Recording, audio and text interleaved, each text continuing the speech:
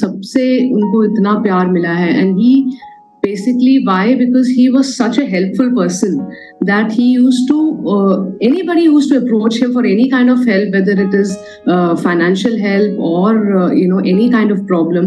He never used to go back empty-handed. He used to help everyone. जितना उनसे हो सके, जितना उनसे कर सके, वो उनको help करते थे. Of course, he was absolutely intelligent. बहुत ही smart थे. उनको पढ़ाई नहीं करना था तो नहीं करते थे. But actually, अगर वो करते तो he would do wonders. And I used to in fact call him my personal encyclopedia because उनको मैं कुछ भी पूछना होता था, whether it is science or whether it is literature or कोई भी चीज का मैं पूछती थी, he had the answer for it. He had so much more to give to this world. He had so much more to see. He had so much more to give. He had so much more to teach his kids. बच्चों को इतना और सिखाना था उनको, इतना और बताना था उनको. So that is why I keep saying that time is very important. कि आप जो टाइम आपको मिले उसको आप यूटिलाइज कीजिए एंड उसको आप जितना हो सके अपने लव्ड वंस के साथ बिताइए, उनको बताइए कि आप उनसे कितना प्यार करते हैं, और उनके साथ टाइम स्पेंड कीजिए, बिकॉज एक्चुअली टाइम बहुत कम है. Now we are all missing him. I am missing my husband. My kids are missing their father.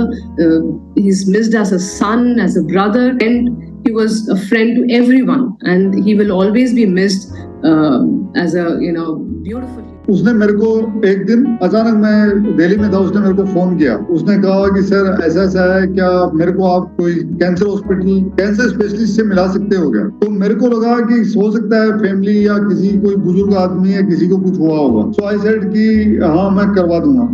तो बोला कब आना? उसने कहा कि मैं आता हूँ. तो मैंने कहा आपको आने की जरूरत नहीं है, मैं करवा दूंगा, आप मेरे को बताओ नाम किसका है. उसने कहा मेरे को ही आना है. मैंने कहा लेकिन तेरे को क्यों आना? He said sir I am diagnosed with this. And sir मेरे को, एंड जिस ढंग से उसने बोला, इतने कूलली बोला उसने बोला सर मेरे को ही है और ये सिचुएशन है. तो जनरली जब ऐसी, एंड ही टोल्ड मी कि बस इतना ही टाइम है सर, इतना ही टाइम है, तो अपन मिलेंगे and we will have drink. और मतलब and I was not able to, मतलब मैं इसको कर ही नहीं पा रहा था. इतने देर में उसने बोला कि डोंट वरी सर, ज्यादा टेंशन मत लो, we will meet and we will have drink and we will, कुछ पुराने टाइम की बातें करें, क्योंकि अपने पास, बोला आपके पास बहुत ज्यादा टाइम है, मेरे पास टाइम नहीं. And he came to Delhi and then we went to RR, then we went to RR mess in afternoon.